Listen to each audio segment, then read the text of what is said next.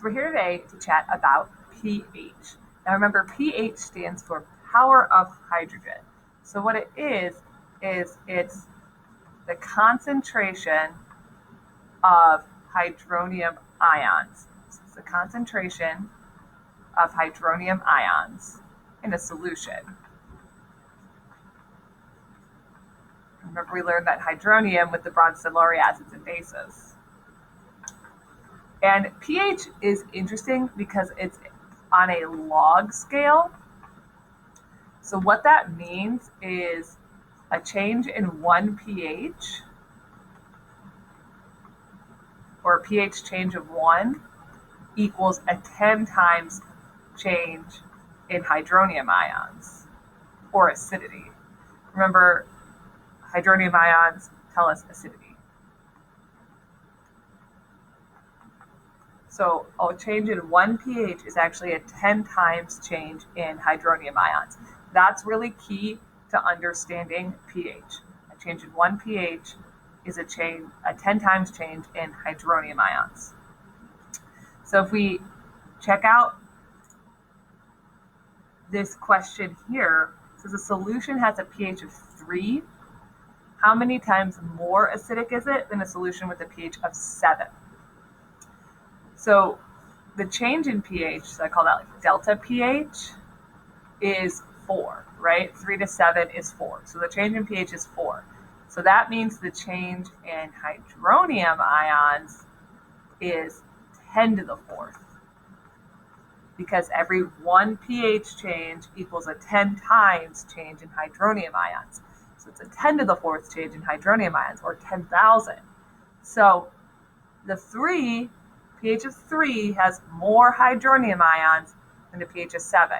On a pH scale, a lower number is more acidic, more hydronium ions. So lower number, more acidic, more hydronium. So 3 has 10 to the 4th times more hydronium than something with a pH of 7. So pH of 3 has 10 to the 4th times more hydronium ions than something with a pH of 7. Again, it's a log scale. We can think about it the other way too, in terms of basicity. So here, my pH difference is 7, and it's saying how many times more basic is something with a pH of 13 versus 6. So remember, higher pH means it's more basic. So that means pH of 13 would be 10 to the 7 times more basic. Or the other way we could write that is less acidic. So for acid and base are opposites. So if something is more basic, it's also less acidic, or if it's more acidic, it's also less basic when we're doing that comparison. So that's kind of like conceptual pH. Let's talk about actually calculating pH.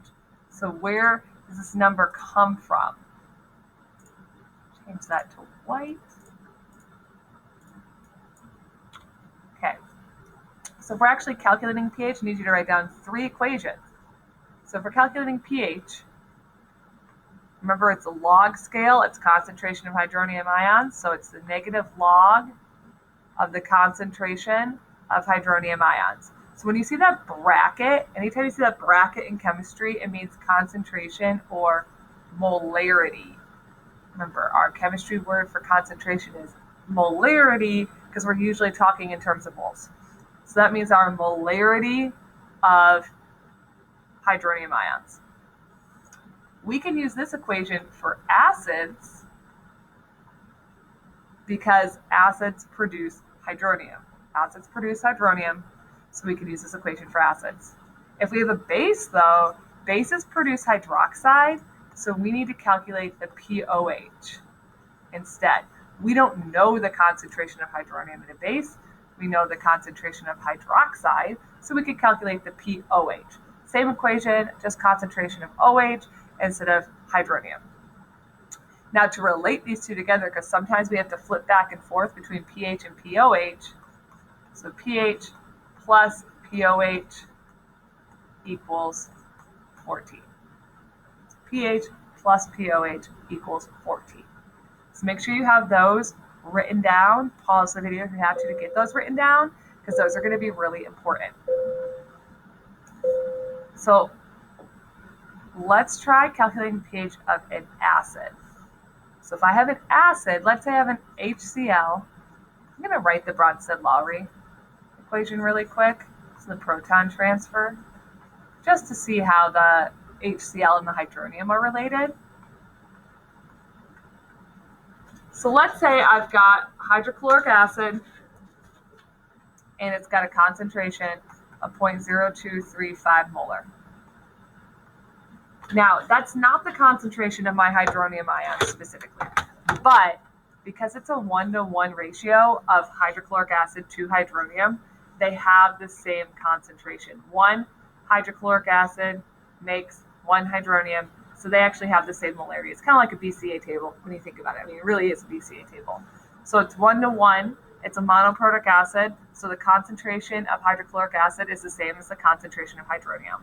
If it was a diprotic acid like H2SO4, we would have to double this number to get the concentration of hydronium. But we're just going to focus on monoprotic acids. So since it's an acid, I can go straight to pH. So I'm just going to do the negative log of 0.0235, that concentration. And I would just stick that in my calculator really quick. Log, and that gives me a pH of 1.63. pH doesn't actually have any units, so you could just leave it there. So what if we had a base? So say I've got sodium hydroxide, and it's got a molarity of 0.052. I can't go straight to pH. I can calculate the pOH because it's a base, but I can't go straight to pH because I don't know the concentration of hydronium ions. I know that this only has one hydroxide in it, so again, it's going to be a 1-to-1 ratio of sodium hydroxide to hydroxide ions. So I'm going to calculate the pOH, same equation, negative log of 0.052. It's just you have to know that this isn't the final answer. So again, I'm going to go to my calculator, 0.052. And that gives me a pOH of 1.3. So if you notice on a pOH, this is a base, but it has a really low number. That's because on the pOH scale, a low number indicates a base and a high number indicates an acid. It's opposite of the pH scale. So it's just in terms of basicity instead of acidity. Now, final step, it's an easy final step. We know that pH plus pOH equals 14. So pH plus my 1.3 pOH should equal 14. So 14 minus 1.3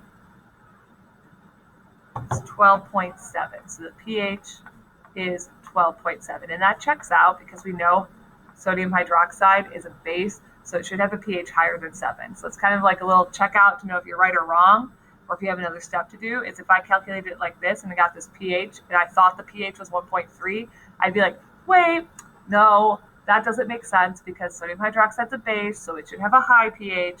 That'd be a little tip off to know, I have to do that second step. I have to do 14 minus my 1.3 to get my pH. This is just my pOH. So that's how you do calculations, pH and pOH.